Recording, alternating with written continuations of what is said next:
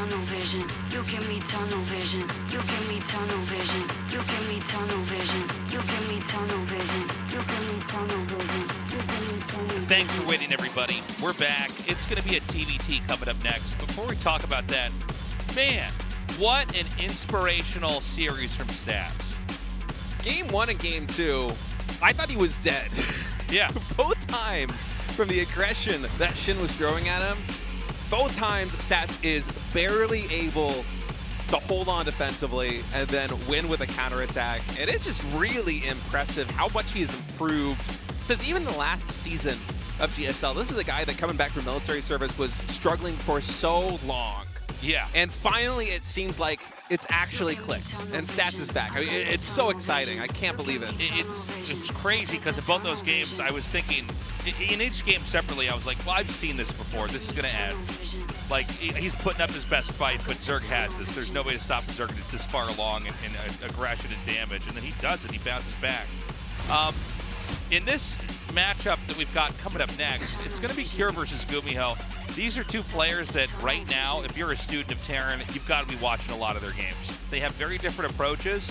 They're the absolute best at what they do. I think Cure has really moved in to almost rival Maru at times. And, you know, he's been with us since forever, along with Gumiho as well. Gumiho has just a totally different take on Terran. It seems like he learns from other players but doesn't copy. Instead, he kind of labs out his own ideas, and it's one of the reasons why he's maybe the hardest player to prepare for in GSL. You can tell players to play like Gumiho, but they'll never play as well as Gumiho plays Terran the way he does. Yeah, he has a very unique perspective on the way Terran should be played, and it's very unpredictable what kind of strategies he's going to bring out in any series, in any matchup. It's one of the reasons why so many Terran players are afraid of matching up against Gumiho in a TVT, because in a matchup with a lot of potentially dangerous openings, who knows what Gumiho is going to bring to the table in a 3-game set. So we're absolutely going to have his work cut out for him. I would be surprised if Kira didn't go for more of an aggressive approach here against Gumiho. Oftentimes, if you're up against a player that is hard to predict, aggression is often a good strategy for approaching them in any kind of series. If you're playing somebody on ladder, if you're playing somebody in a tournament setting, because through that aggression, you can kind of narrow the options of what your opponent can go for. Right? It reins them in a little bit, which is kind of the approach that we saw Byun go for in his opening series against Gumiho earlier on in the round of 16, which worked to great success. So we'll see if Kira decides to go for kind of a similar approach here against, what does Gumiho mean against, like Nine-Tailed Fox or something like that? I can't remember. That's right. Yeah, that's old. I was gonna make something clever, but I forget what the name meant. It was Nine-Tailed Raccoon? I can't remember. It's like the latte world. Like the little animation guy comes out here, little mascot. All right, we are gonna get this. Actually, this game's already loading up, guys. Cure versus Gumiho in this best of 3. Remember, the winner goes on to face off against Stats, and the loser will face off against SHIN. Let's get into this.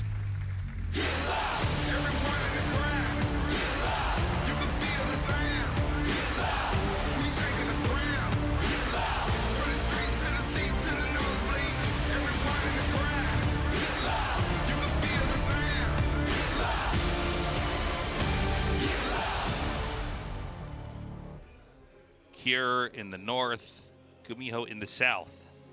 And I like these tasteless openings. I never know what I'm going to get. Is it going to be top? Is it going to be bottom? Is it going to be cardinal directions? Is it going to be a clock? You do this long enough, you can do any kind of opening you want, State. Up, down? Yeah. North, south?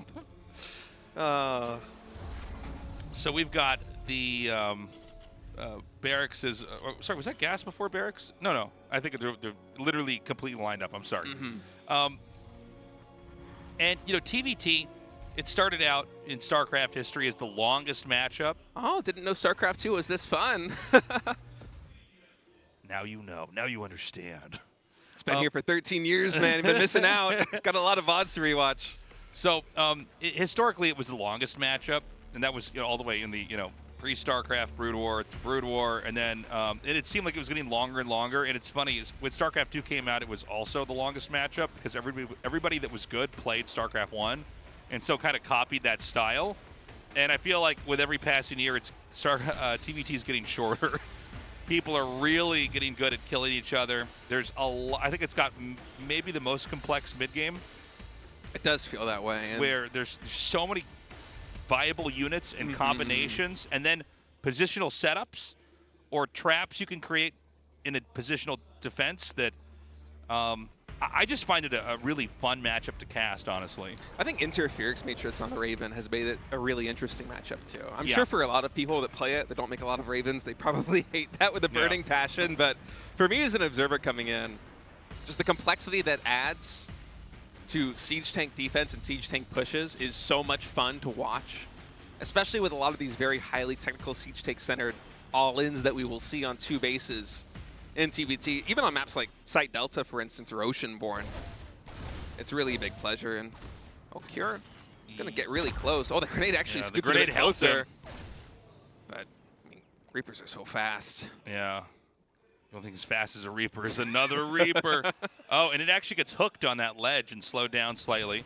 Yeah, he went to the F1 racing line and wasn't quite able to catch it. He tried to make it drift like it's Mario Kart.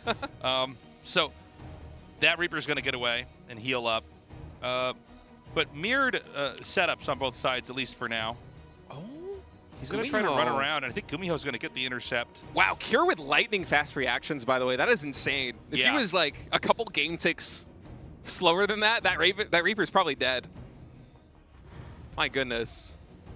You know, Gumiho moving out forward with that first Reaper and might have kind of been a mind game to try and bait this Reaper out onto his side of the map to go fishing for the other one and then try and catch it with 2. So for Cure to react like that, it's really solid. And now Gumiho going to come in here, try and get any damage done he can. Of course, before medevacs are done, any damage on these bio units is going to be permanent. So nice to see Gumiho just peek up that ramp, get 1 shot off, retreat back, continue scouting back at home. As we have both players building up quite quickly. Keep in mind, Gumiho went for a double gas expand back on his side of the map, and he's taken the 3rd gas really quickly too. At the natural expansion. He's playing a very high, or a very gas-intensive strategy right now compared to his opponent, Cure. Okay, so it's been quiet so far, but we should start to see some activity here. We've got that Raven coming out. Now, this has been happening a little bit more and more lately in GSL, but we've had it where both players go past each other like 2 ships in the night through the middle of the map. It doesn't seem like Cure is ready to move out just yet, so he will be on the receiving end. And so what Gumiho wants to do is he probably wants to try to draw attention into the main and then try to shove up where the natural is. Well, it's actually a Siege Tank drop coming in here in the main base, too. Okay. Well, I think that actually Cure's add-ons are all far away enough they can't be hit. But we see this especially when the player's on the left side of the map. You can target add-ons and try to kill it. There is 1 upgrade being made for the Ravens. I don't think he has enough time to get a kill there. So, look, I don't know how much Gumiho's going to find here. It seems like, in some ways, Cure countered this by just being aware that this could happen and tucking all of his buildings to the left, parallel with his ramp. Yeah, it's a nice defensive setup back at home, which means that Cure with these Ravens is going to have a nice advantage coming into the mid-game. Gumiho's instead just been opting for double medevac, Cyclones, Reapers, and healthier number of Siege Tanks compared to Cure, but you know, once you get to the mid-game, especially if these Ravens reach max energy, that's when Interference Matrix can be a really scary thing to come in with. And oh man, Cure, the clutch scan too, sees that Gumiho is already throwing down the 3rd command center, so he has complete information, but this double drop coming back into the main base, Cure actually caught a little bit out of position for this. It's 3 Siege Tanks with almost no support, but let's not forget, there is Interference Matrix available here for Cure and 2 Ravens already. Okay, so Cure's going to pull everything. He disables 2 of the 3 tanks. There is no tank on the low ground, and that means that all 3 tanks are going to get completely shut down. And I don't know if that could have gone worse there for Gumiho. I feel like I'm a little bit surprised in that he saw the Ravens coming. He saw the upgrade for them as well. Oh, that was pretty crazy. Suddenly going a little bit better for Gumiho. Kind of funny. Gets a Raven We're and a seeing Viking. landed Vikings kill a Cyclone. This is some funny interactions. But yeah, I mean, to lose that many tanks means you don't have as strong of a push. Gumiho's 3rd command center is going to finish. Cure is outbound right now. He is leaving his base. This is going to get spotted. Cure with higher tank numbers can always push into a lower tank count. No interference matrix for Gumiho just yet. Can retreat back to his side of the map. Cure right now prioritizing air superiority as he's pumping out those Vikings. Already 3 of them in total on the field, whereas Gumiho actually going really heavy into the bio. 4 more barracks going down, as well as double engineering bay upgrades. So Gumiho going to be trying to play a little bit more of a mobile style here, trying to catch Cure out of position. Whereas actually Cure is the one that's a bit slower on the upgrades, a bit more invested in the high-tech units. And wait, Gumiho doesn't have stim yet with all this. For some reason, I actually just thought that he had it, but he doesn't even have a single barracks with a tech lab yet. Oh, that's so funny. one of these 4 additional barracks is going to have to build a tech lab for him to get stim and combat shields. Yeah, and you know, without stim, that is one of the clearest advantage to disadvantages, is just not having that upgrade because of the damage output, you know, what happens with it. Well, Cure's going to go ahead and grow out here into this 3rd base. He's been doing a pretty good job defending, but with everything that's already happened, the worker count's pretty even. Army supply a little bit better here, but you know, in TVT, sometimes you just get a better angle. You can come in and maybe siege at a certain point or stim in at a certain point and catch up in damage. Gumiho's actually getting close to attacking in. I feel like Gumiho, if he does attack in anywhere, it would cost him. His stim has only just started. Yeah, I think he's just posturing a little bit. If Cure finds himself woefully out of position, then maybe Gumiho can pounce on it. But up until that time, he's really just trying to keep Cure in check, expanding back at home, getting his upgrades, getting stim, because Gumiho, is going to have that upgrade advantage for, you know, at least 15, 20 seconds. And that sounds like a small window, but if you can initiate a fight right when those upgrades finish, you can fully capitalize on the upgrade differential. So look to see Gumiho try to find something that lines up either with 1-1 and stim or 2-2 later on in the game, as he does have, as I said, that little tiny window he can play with, especially with 5 barracks pumping a ton of Marines out right now against the more heavy siege tank style of Cure. Wait, I say that now. Actually, we haven't gotten many shots of Cure's base back at home, but he's also just been pumping the Marines. Yeah, 34. I mean, they're both powering up. We had that skirmish early on, and it seems like things have quieted down. Cure might be looking for the opportunity to come in and try to hit the main with a drop. There's only, what, I just missed the unit counter. I saw the Viking down there, but there's actually not a high number of Vikings, right? No, just a handful. So, you know, when you have enough stim Marines, you can actually kill the Vikings off, pick up, and run out. So this spotter depot, I'm surprised we don't see this more often in general. This is, like, such a great way to not get completely surprised by a big drop. And now, instead of Cure doing massive damage in the main, it's going to come down to just 1 lost depot, which you would always take over, you know, having your infrastructure and SCVs killed off. A scan here. He's just trying to look for any damage anywhere. But I don't know that he's going to find it. Okay, hold up. He is going to go for it, even though, you know, it's kind of an obvious play. Got no missile turret here on the left side. But, interference matrix section of the medevacs. They cannot. Oh my God, he's got him cornered. Heal. Oh, this was almost a trap set here by Gumiho, as these Marines are just going to get absolutely cleaned up in the main base. Now Cure is going to try and capitalize this at least somewhat by pushing forward with this, but Gumiho does have the time to react, and now pretty much all the infantry supporting these siege tanks is gone. Gumiho has effectively doubled the Marine count right now. These 3 Marines are getting damage done on the main base. Yeah, he's already up to nearly 10 kills now. Meanwhile, this command center is forced to go back. He could try to disable these 3 tanks. He does manage to at least disable 2 of them in the back. It's only tanks up here, and the Marine spread's pretty good. The counter disable's working out really nicely as Gumiho's going to wrap around this. Yeah, 5 siege tanks get disabled there by Gumiho as he's able to whittle down the siege tank count of Cure quite substantially there, but still, it wasn't the best of trades, and losing those 15 SCVs also hurts a ton. Those Marines got a lot of damage done in the main base there of Gumiho, and Cure, despite not having the best trades he was looking for, still up ahead in workers by 13. He has a faster 4th base planted in mining, even taking double gas there already. I'm liking Cure's position a lot right now. Now, for a moment, I thought those 3 medevacs going into the main base getting caught and disabled like that was, you know, one of these pivotal moments in the game where Gumiho is finally going to be able to take a lead and hold it. But Cure capitalizing quite well despite getting caught with his pants down right there with that drop. We still have a pretty even game here. 3-3 getting started here for Gumiho. Cure's just a step behind. So there's action on both sides here. I don't think that Gumiho can get in and do that much. I'm surprised at how well Gumiho is holding every attack here from Cure, by the way. He seems to really know how to deal with every nuanced situation. Both sides continuing to grow and develop. It looks like Kira's going to try to pick up again. Are the Ravens here to disable once more? Looks like there are the two. Ravens and Marines in the main base. But I think the whole thing could have been a fake. So much of TVT is trying to get their army to go in one direction, and then you're going to hit somewhere else. Oh, there's still no sensor tower here at the 4th base. It's only just now about to complete, but the attack's already arrived. So Gumiho again caught out of position here at the 4th.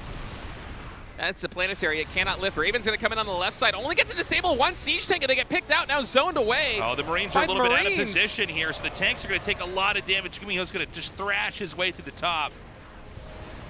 And now we've got the Vikings. They're going to have to retreat. Funnily enough, Vikings in the air are never as fast as the Marines on the ground.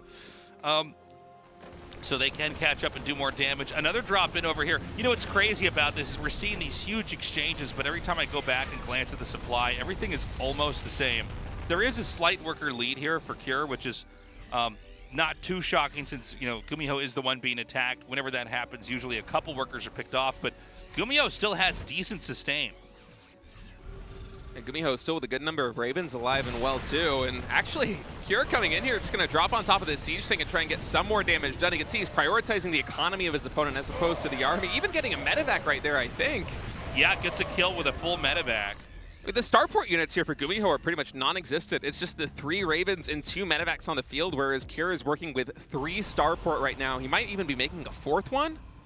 I mean, he's able to invest a lot of resources into the air. 10 Vikings already, despite losing all these other Vikings earlier on in the match. There are so many stimmed Marines here. I mean, they're not even being healed right now. I think there's a medevac trailing, but that's not enough energy in that medevac and a couple more like it to heal this all back up. A scan comes down. Now, whenever you see a scan in a TVT, you have to note that can telegraph, that you're going to try to attack in there. So a counter scan sees this. Gumiho decides to commit, and at least with a siege, not with a push from the Marines. Yeah, just wants to keep Cure from taking this 4th base. I was about to say, this is what's really important. We need to see this attack down here. We've got a small number of Marines and tanks moving in. There should be another streamline of Marines that can cover that. This is at least keeping Cure boxed in on 4 bases. What a nice catch here by Cure, though. Gets another starport unit, siege tanks as well.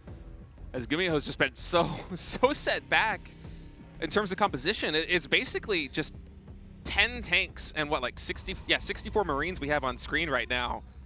It's almost the entire army here for Gumiho. There's very little air support beyond these Ravens. He is making 2 more Ravens, but as you said, Tasteless, the medevacs can't even really keep up with his stims. This is so funny. It's just like one tank unsieged doing damage. The rest of the infantry is going to come up here. There's never a moment you'd want to siege that tank alone, but as the rest of this push comes in, this can be pretty handy. Now again, Gumiho is ahead on bases. So as impressive as the defense has been here for Cure, I think when Gumiho comes in and wipes this base, if the SCVs can't repair it in time, then it's going to be Cure on 3 bases because there's a new one that's just started up at the top, but it's not really gathering resources yet. Yeah, Gumiho was able to catch Cure out of position and gets the expansion killed. Look at these tanks and everything over here. There's no medevacs that can pick this up. So the army's kind of stuck in this position. I think he's going to try to kind of slowly inch his way out of there. He's going to try to come back down to that bottom base. He's leaving the Ravens up there. A counter push here from Cure. Yeah, Cure needs to find some kind of counter damage, but the scan coming in as well as the sensor towers keys Gumiho off. He's able to get back into position, and Cure really with no answer yet to that attack at the 4th base.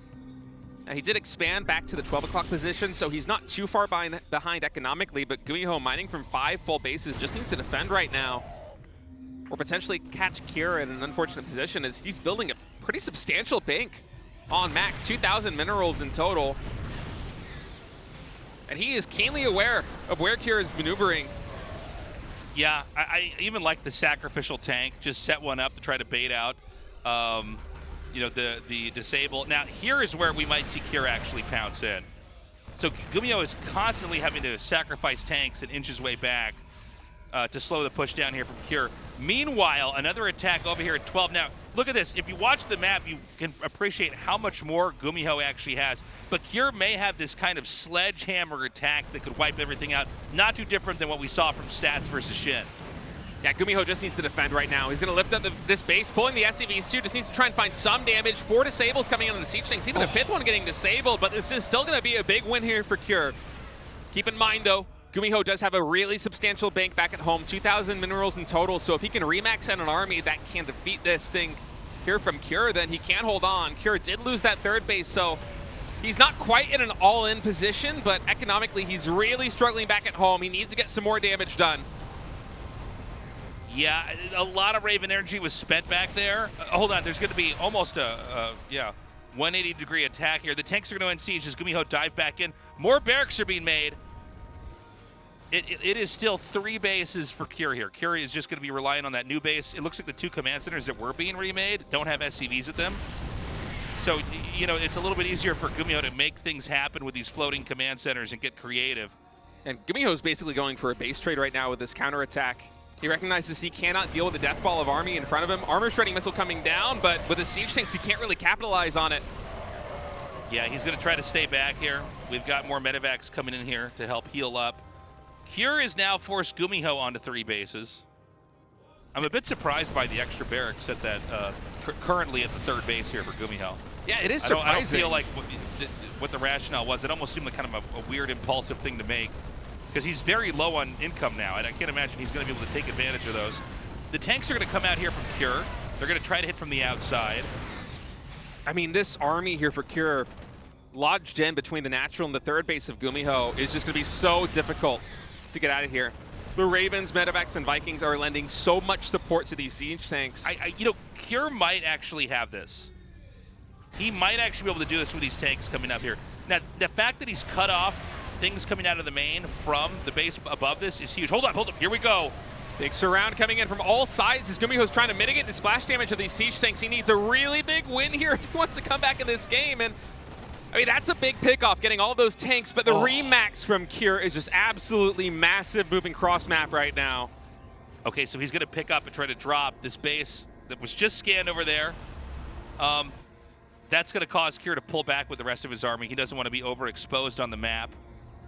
It's a very odd 4-base setup here for Cure versus the 3-base that Gumiho still has, although I think he's going to be floating the command center in a little bit. If Gumiho can isolate and kill all of these air units, that's going to be a massive win for him. This could equalize the army supplies right now.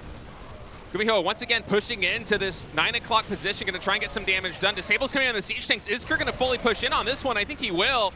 Able to pick off the 2 siege tanks there in the front and then retreat back. The orbital is not going down. Raven still have energy, actually just walking into destruction.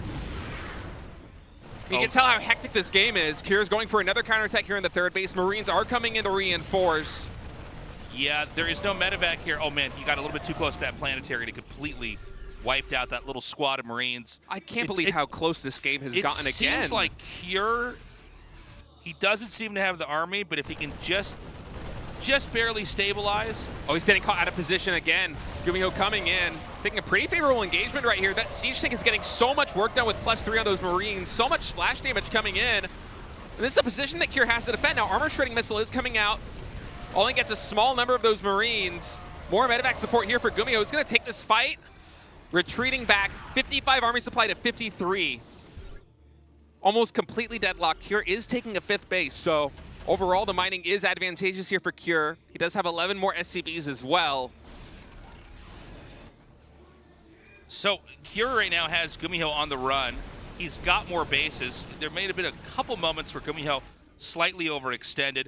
You know, it's funny, when you get games that are this crazy, the planetaries start to disappear and everything is just an orbital. And when it's orbitals in these pretty exposed locations, if you're not guarding it, the Marines will come in and kill all the workers, and then they'll kill the orbital too. It's like just like this position down here. So you got to be really, really attentive to that. It's a map where neither side has a lot of info. They are going to be spending a decent amount on scans here, but neither side has that many workers, so it's tempting to drop mules as well. Another scan comes down. They're basically trying to scan and see where the army is if you're defending. There's even little fake out scans you can do, you know, to try to trick them into thinking you're attacking a spot that you're not.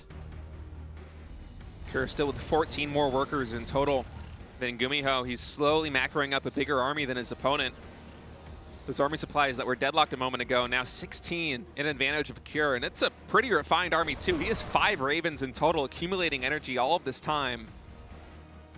So I think just the 3 or 4 siege tanks here of Gumiho. So should Cure decide to engage in on a position, He should be able to get disables off on at least the majority of the siege tanks if he finds the right angle, which means that Gumiho has to be really careful. You know, this game may just normalize. It seems like neither side wants to go too deep in here. One of the craziest TVTs, by the way. This has been just wild to see. Yeah, it has swung back and They've forth. been so close to killing each other off so many times. Kier's position remaining pretty liquid here on the map. And you could see Cure is just trying to play the map control game right now to gather information, pick up a couple more SCVs here and there, just sending small groups of Marines. And even if they don't trade out well, the intelligence is worth it. And it's cheaper than a scan in this kind of low economy situation too. And finally, he's able to isolate Gumiho's army here in the middle, and he chooses his target. And look at how many Ravens. We have 7 Ravens right now for Cure in total. Disables coming in. Armor Shredding Missile actually catches almost all of the Marines there of Gumiho. Here, I'm surprised he doesn't engage off of this. Ton of Ravens on both sides. Another Armor Shredding Missile actually catches every single Marine that Cure has, and Gumiho's like, okay, that's my call. It's time to go in. Disables on every single siege tank. Cure actually just getting mopped up right now. He loses every siege tank on the ground. The army supplies have equalized. He's on the run. Yeah, and it looks like he'll be able to take out yet another tank over here, meaning that Cure only has 3 tanks to his name, 2 of them just north of this screenshot over here.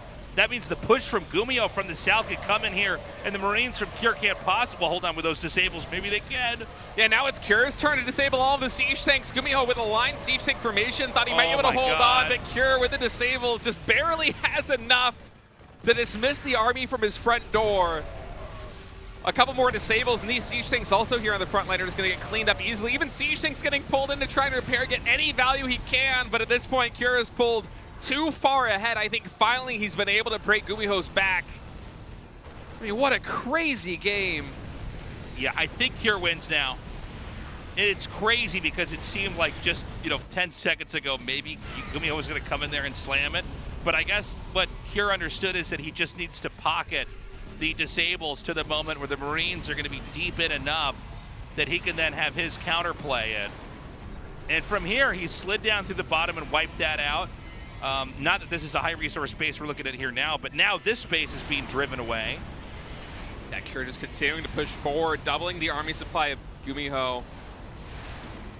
Vikings might even be able to take down this planetary, or this orbital. It doesn't have a spot to land. SCVs repairing on the low ground. Gumiho needs a win and a half to try and come back in this game against Cure's army. Cure has 3 times the amount of medevacs, a ton of Vikings, a ton of Ravens. Even the siege tank count is way healthier here for Cure. In a crazy game like this for Gumiho, I understand him staying in because it's hard to have the exact read, but dude, wow, what a game. I don't know if you can ask for a better TVT than that. And that's just game 1. I mean, that was back and forth and back and forth. There was so many moments where it felt like one player was literally just a few moments away from killing the other, and it still continued back and forth on and on. Even at that last moment, I mean, Cure just seems to have a deeper understanding of engagements in Terran and when to, lean in and when to step back or sidestep entirely.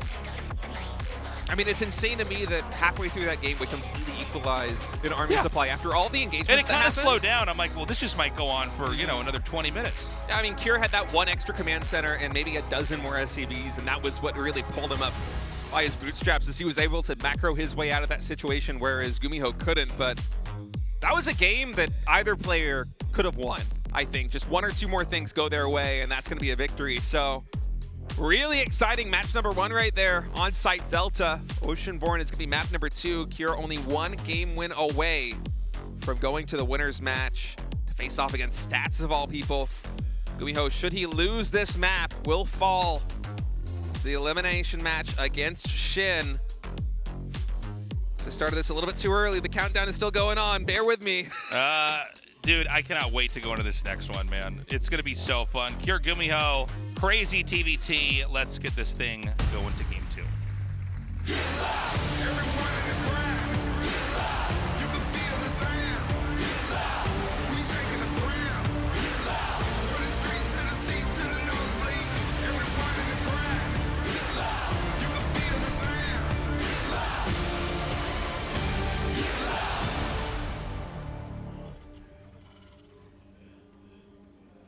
Okay, Cure in the top left, Gumiho in the bottom right. Such an interesting TVT that we had back there. I felt like maybe Gumiho's weakest moment, honestly, was in that push he tried to have that came out. I wanted to talk about it a little bit more, but I'm talking about the first push in the game, by the way. I wanted to talk about it more, but then there were so many things picking up, so much action happening that I kind of never got to mention it. But yeah, when Terran spawns on the left side of the map, because all their add-ons poke out to the right side, there's a lot of techniques that work better for hitting their add-ons. Mm-hmm. And so a couple of years ago, this was like really commonplace. And it was like there were so many games where you'd come in there and just like snipe the reactor or the tech lab that was making stim. And I just got to say, I sing the praise here of Cure, who just literally puts his buildings in the perfect spot where Gumiho comes out and nothing can happen because of it. There's no way to get those because he's already preempted that. So much about StarCraft is preemption. It's about having studied enough that you know, okay, this could happen, but if I just organize my structures a little bit better, I'm safe from it and I don't have to worry about it. I mean, the beginning of that for everybody who plays the game is knowing how to do this wall-in that we're going to see finished in a second, right? People kind of forget about that. They take it for granted. But as you get better and better at the game, there's more and more moments where you're like, actually, you want to put this building over here. Or, you know, we all remember when, you know, it was very common to hide a widow mine like above a refinery. Mm-hmm. Just because, you know, now they have the red line that comes out because of the patch. But same idea, right? So much of that is just kind of knowing things ahead of time. And we saw Kier just not have to deal with any of it because of that. At Gumiho with that siege tank push really couldn't get anything done. And you're right, if it was one or two more tiles to the right, the buildings, then suddenly that tech lab add-on, researching interference matrix, maybe gets shut down and the entire game looks different. On a map with a big main base like Site Delta, you're just able to SimCity exactly properly. And it was an interesting clash of styles too in that game. Gumiho, despite opening with 2 gas as opposed to the 1 gas of Cure and then a really fast 3rd gas at the natural expansion, he didn't really lean heavily into high-tech units. It felt like he was, I mean, of course, both players made a ton of Ravens. Also, 2 Reapers coming in here getting an SCV. Nice catch there for Gumiho.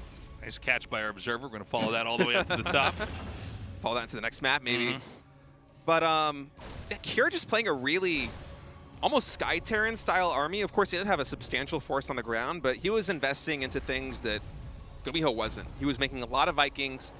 He always, it felt like, had a couple more Ravens than Gumiho did, which, I mean, anyone having more Ravens than Gumiho is kind of insane to me. Gumiho loves that unit so much. Oh, pretty big catch to take this out. You know, the Reaper, the Reaper is like the Wilhelm Scream or something. Yeah, Wilhelm Scream is maybe the least valuable unit long term, but you don't want to lose it like that, especially with some of these 2-base attacks that can come in. Speaking of 2-base attacks, we have Cyclones continuing to be made. It's funny because, like, while you were talking back there, I saw the Cyclones, and I just wanted to double-check who's making the Cyclones, and I'm like, of course it's Gumiho. I don't have to look at that. Yeah, no bio units. He's going to show at least 2. Is Gumiho going to go mech this game? He's building a 3rd command center. He's making a Raven. I think he's trying to make it look like he's going mech, and he's just macroing. He might go mech later on. But, you know, when you see more than one Cyclone, and it's, again, Gumiho is a player that, you know, sort of has this level of infamy in using these weird comps, especially with Cyclones, but and kind of playing games that are just hard for the other player to deal with because Gumiho has practiced his version of the game more than the other guy could ever have because Gumiho's playing kind of an off-brand Terran style. But I think there's some trickery afoot here. He got a couple Cyclones, which... you know, in TVT, you might be a little bit concerned there's some kind of weird rush coming. It also keeps you safe from attacks. I think he's going to get up to 5 now. I think there's a 5th one popping out. 2nd factory goes down, Tasteless. Okay, so he's going to go for mech, but he did sneak a little command center in before he started the factories. Yeah, so this is an interesting opening. Oh, and the scan comes in at the perfect timing, too. Yeah. Sees 2 additional factories. Kira's scan timing has been so on point this series. He's really gotten so good at everything. Like, it's crazy how much he's improved. I do feel like oftentimes he's just nipping at Maru's heels here. He feels like the more I mean, this is a bold statement, but it almost feels like Kira is a little bit more well-rounded than Maru. He you might think not he's be the TL GOAT. He's the greatest of all time. Is that your take now? I don't want to get into all that. All right, guys, add him on Twitter. No, but really, I feel like Kira is just a very quality all-around player, whereas Maru especially excels in the late game and some early game shenanigans. But I mean, just it feels like if he was a character in like a sports game, he would just be like 4 out of 5 stars in every single possible stat. That is Cure, I think. Is now Gumiho coming across the map. That is a healthy number of Cyclones. I don't believe they have, God, I don't know what they call it anymore. It's not Hurricane Thrusters anymore. It's some kind of Cyclone Speed. I don't think they have Cyclone Speed just yet.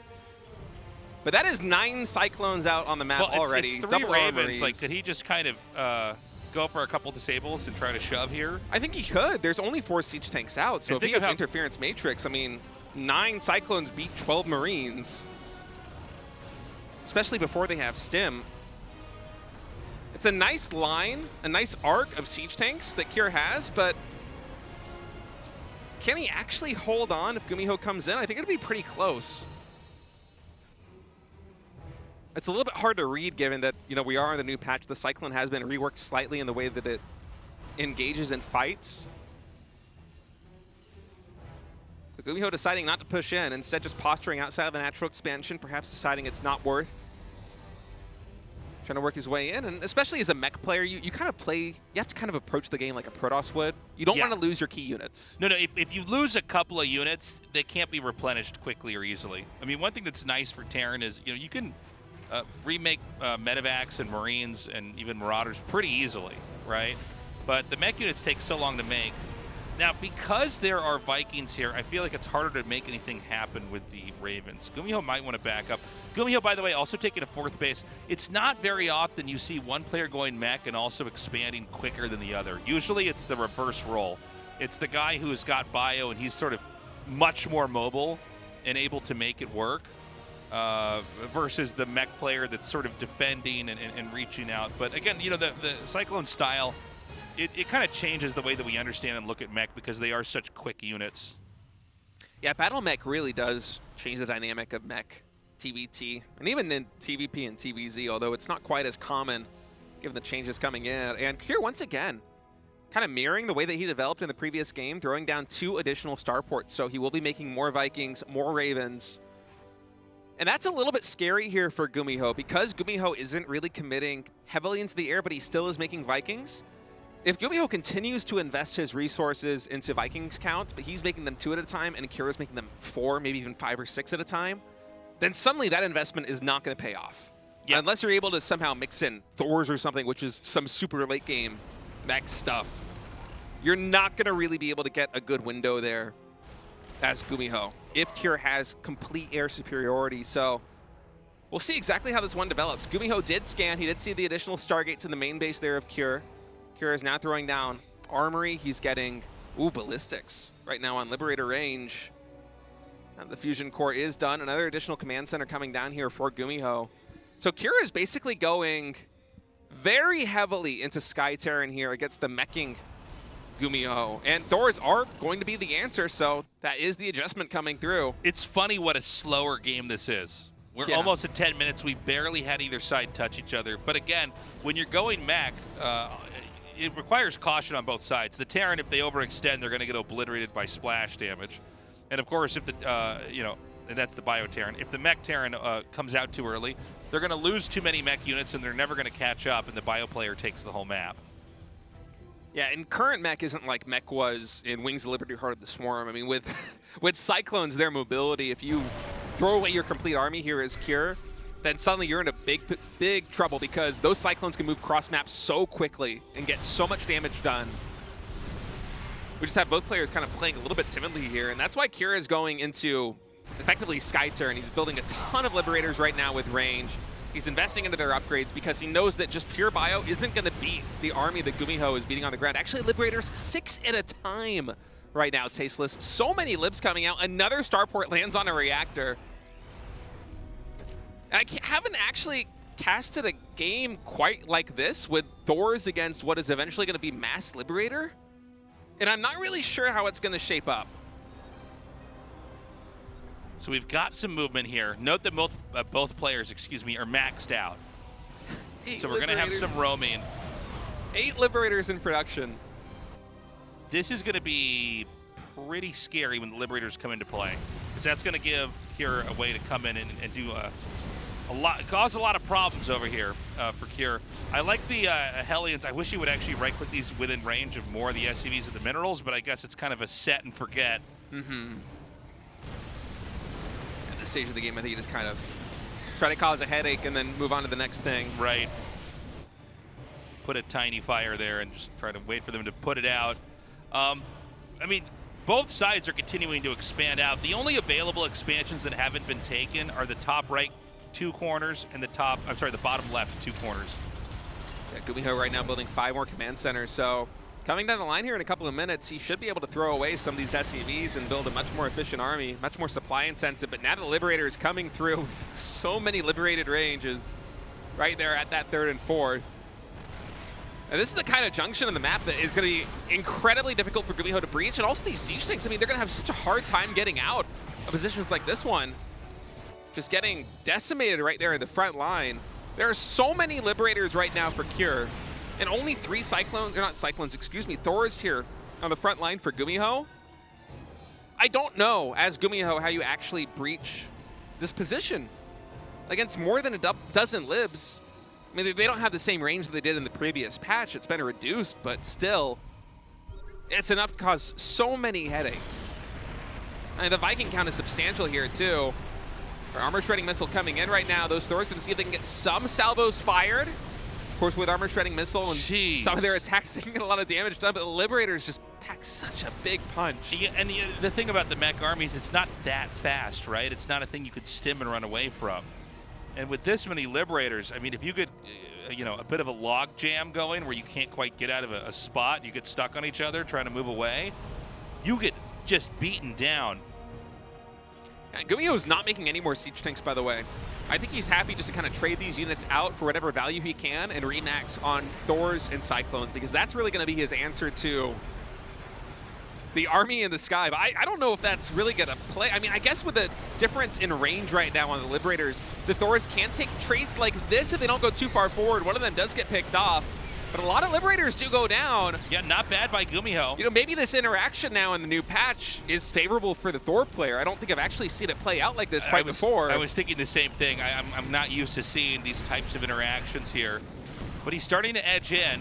He might be able to take out 12 o'clock. Yeah, disrupting the mining down there is painful. Gumiho losing a couple SCVs, but with how many command centers he has, I think Gumiho might even be happy to have that worker count go down a little bit lower, so that he can build an army that is going to do better here on the front line. But maybe a little bit of an overextension right now. Liberator sieging up, and every single Thor, or all but one of the Thors, just gets absolutely obliterated right there. And this is really good handling there by Cure. Yeah, he came in there, he wiped that. Now, that it can be remade. The supplies are not that far away. In fact, he already picks up another 15 supply in production. But that was interesting to see. Cure finally got a handle on how to deal with that. Behind this, there is just so much of the map being taken. And here's what's weird about this game for me, Cassidy. I'm so used to talking about mech and a lack of mobility, but that's normally because we just have so many tanks. If there aren't any tanks, we have this kind of slow-moving, not stimmed army. Like Marines not stimmed. Obviously, there aren't any Marines in the army, but I mean it about that movement speed. But, that also means that Terran can lash out on the map like this and not really have to worry about the presence of tanks obliterating any small ground force that gets there. And so suddenly, Cure is able to get in this spot where the Vikings can kill off the command center. The Liberators can ice out anybody from coming in without eating a lot of damage. And look, in some ways, Gumiho has answers for what Cure has, but Cure, I think, has a little bit more mobility on his side. He's able to do damage in certain spots, get in, get out, and then continue on in a way that it doesn't seem like Gumiho can. Yeah, Gumiho is basically navigating his army composition into Thor Viking. He's making a couple of Hellions here and there just to spend his minerals effectively and try and get some harassment done, because you don't want all the pressure to be on you here as the meching player. But this base, I feel like, is going to go down. These Liberators coming in. Now the Thors are able to catch a lot of them here, overextending on the left side. Paired up with the armor shredding missile and the Vikings. This could be a really good win here for Gumiho. Man, I thought this base was down for sure, but Cure got a little bit greedy right there with the siege on the libs. 10 more Liberators in production right now for Cure. But Gumiho, as you said, Tasteless, this army, it's more mobile than a siege tank army would be. It's Thors, and yeah, they do move slow, but they don't have to siege up to fire. So already Gumiho is knocking on the front door of Cure's base. There's a lot of production here in the front line. There's a starport, a couple of barracks, extra command centers as well, and those reinforcing Liberators aren't here yet. You know, these Marines and Marauders can come up here. I guess the bottleneck is just enough that it's not really easy to come through there and actually do the damage. The few Vikings can drive back the Liberators, but remember, if the Thors are killed off, they remake extremely slowly. So Gumiho has a real threat here, but he has to also make sure he can keep this alive. And he's finally getting tanks back in. I was wondering if there was going to be a moment where he'd start to reincorporate this. I think he's identifying that Cure being on only 5 bases for such a substantial amount of time, he's going to have to start making lower cost units to try and manage Gumiho's army. You know, he can't be cost efficient enough, and he hasn't been able to expand rapidly enough because of the pressure that Gumiho has been putting on. So the siege tank's a wonderful addition right here. Just going to cause another problem for Cure to try and deal with. And with the siege tank count, or the Thor count as high as it is, those Liberators are also going to have a hard time actually dislodging those siege tanks from whatever position Gumiho is going to be able to put them in. And at this point, every map, or every base on the map has been taken. And Gumiho has the majority of it by far. And this position over here at 1 o'clock is the only real mining base of Cure, but another armor shredding missile comes in, catches every single Liberator. The Thors are just shredding them in the sky. Okay, he takes out a decent number of Thors, though. I gotta say, I was about to remark a second ago that Gumiho was at 4K minerals. So he just spent a lot there, but he also has momentum. He's coming through here. He's going to hit this planetary. He's going to be able to execute all the SCVs that are back in this spot. He's got to push. Supplies have evened out. But Gumiho still just having so much more mining on his side of the map. Kira's just trying to throw a couple of units every which way to cause problems. Even scanning to see that Gumiho's taken this base all the way down to the 7 or 8 o'clock position. And now the full-fledged mining base here for Cure, the only one on the map that has a full mineral saturation, has gotten taken out. And Cure has maybe one more army in the bank, and that's it. And the way these last few fights have been going, I don't think he's going to be able to take care of more than a dozen Thors. Yeah, I think you're right. You know, at this point in time, Gumiho has reach into both corners of his side of the map. He's basically taken all of his expansions, if you cut the map in half diagonally. And I think that Cure has just suffered such damage, I don't know that he can recover. Look right now, there's over 3K minerals, over 1.5K gas for Gumiho. Cure isn't even maxed out, and he's barely scraping by. Even armor shredding missile coming in on this bio. The Hellions and the Thor alone here on the left side are such an issue. Look at these armor shreds. Yeah, we're going to be going into game 3, I think, 100%. What a crazy game 41 from Liberators Gumiho. Lost. He's making them, what, 8, 10 at a time? Yeah. Well, it seemed like a good idea, but he might have gone a little bit too hard into it. I think this might just be something that's a little bit different with a -1 range now in the new patch. Yeah. I mean, again, we didn't really ever see this interaction happen, at least at the GSL, between Thors and Liberators, but it feels like the balance of these two sets of units engaging into each other, it favors the Thors at this stage, but Cure actually taking some really good fights. Yeah, Cure's taking a good fight both in the north and in the south. Hold on a second. Hold on.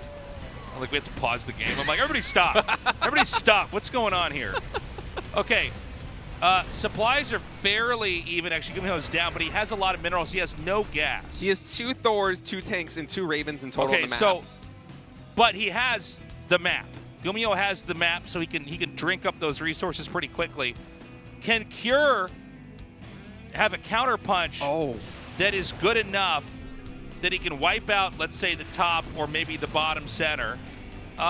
I say maybe. He might be able to do that if he doesn't go for the space, if he just goes for the production right now, and I think that's what Cure is doing. He's sieging up. Oh, you think he should just go right into the heart? I think you're right, State. All right, Cure's coming in right now. The Thors are kind of bottleneck coming in from the ramp. They don't really have an area they can move back into. Oh my goodness, Gumiho might have thrown this game away. Oh my God. Gumiho overextending on 2 sides. And there's no tanks here. No the Thors way. can't get back. Dude. I can't believe it. Gumiho had this game in the bag. So he just has to get on top of these factories and everything that comes out dies. It's over. There's no way Gumiho can get an army that can deal with this. He's on all of the production. Oh my God, Cure is a god. I can't even believe it. I'm I've never quite seen a game like this. That is crazy. Oh no! Yeah, because he has no other way to make what he needs. It doesn't matter how many bases you have if you can't produce anything. Gumiho's trying to rebuild, but the thing is he doesn't have the resources to make a ton more factories. Yeah. And he lost basically the Remax right there in the natural expansion. This is done. Now we've got Liberators hunting Vikings in a sick role reversal. I can't believe it. I mean, Gumiho, if he just kept his Thors together, I don't think this happens, but I think he could feel that the win was in the bag, and he got a little bit overeager. Yeah, I think he was a little bit too ready to end this game and move on. I think what he needed to do was buckle down and be even more conservative. I mean, we were singing his praises because it felt like he had the game won, but the thing about a mech army, even a Thor army, is you split it up into two, and if Cure is able to take a favorable fight, then suddenly everything falls apart. And yeah, you had that huge bank there as Gumiho, but no, you actually can't remax that fast. Tasta's been saying that all cast, Gumiho. Haven't you been listening, my man? I can't believe this game is happening. There's just barely enough resources. Factories and barracks are lifted off. There are somehow enough workers here for Gumiho to collect more resources. Although I don't know that they're in all the right spots. I see a lot of workers that are being killed off down here. By the way, I think that there's a chance that Gumiho could get supply blocked when he loses the rest of the... Well, no, maybe he'll just barely not be supply blocked. Now, Gumiho does have some counterplay. He's hitting the command center that's fleeing this location. Remember that Cure doesn't really have an income right now, or barely does. The problem is that medevacs can heal up infantry and give them a lot more sustainability in fights, where a fragile mech army that isn't perfectly covered can't. Not to mention the fact that with the Liberators in the game, they kind of function a little bit like siege tanks, that they let you encroach on a position you'd otherwise have to trade on in a fight. So Gumiho right now is sitting at 36 army supply to the 120 of Cure. And Gumiho basically just needs to try and hold on at this one base. He's scrambling to get as many siege tanks out as he can. With the Vikings and missile turrets, he's trying to keep the Liberators away, because if he has a solid enough defense on the ground, maybe there's a world where Cure can't attack into this, and he's able to hold on. Cure's only mining from about 2 half bases. Gumiho doesn't really have the work counts, but okay, the stim is coming in. Cure's going for the fight right now. He focuses down the first siege tanks on the front line. There's only one left here for Gumiho. 25 army supply. This bio is so low on HP, but there's nothing to finish the job. I can't believe it. He's trying to hang on, but the Liberators can now just perch over this command center, which means eventually the SCVs are going to be picked off. GG, Cure wins 2 of the craziest TVTs. You see Gumiho shaking his head. That was just... I mean, man. What did we just watch? That was insane. I think Gumiho, all he needed to do was keep his army together. Yeah. He was basically trying to close it out, like as if it's a ladder game where he's like, well, I guess I have to kill your buildings now. Yeah. I guess you've already alt-tabbed out and are browsing the internet, not playing the game, where I think he needed to even get more conservative in how he was handling it, because organically, Cure was positioned to lose. But I think that Gumiho got a little bit too fluid. And, I mean, you can see the frustration. Both these guys, by the way, just giving an amazing series. The only regret I have is that it didn't go to a Game 3, which I thought we were going to get. But we will have our next series coming up, guys, and then that's one to be excited for. Cure versus Stats. We will be right back.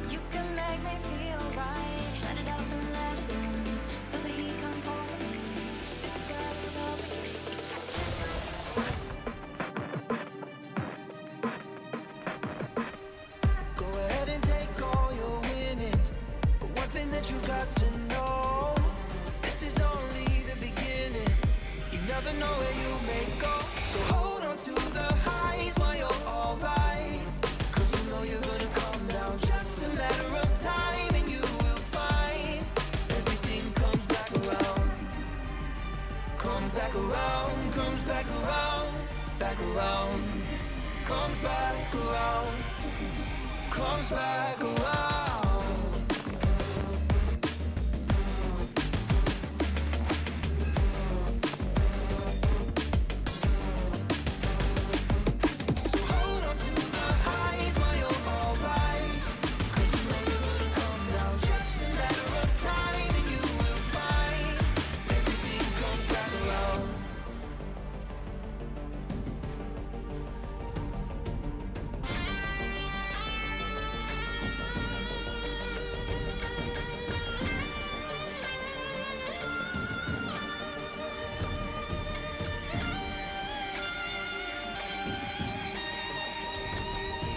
So hold on to the highs while you're alright, 'cause you know you're gonna come down. Just a matter of time and you will find everything comes back around.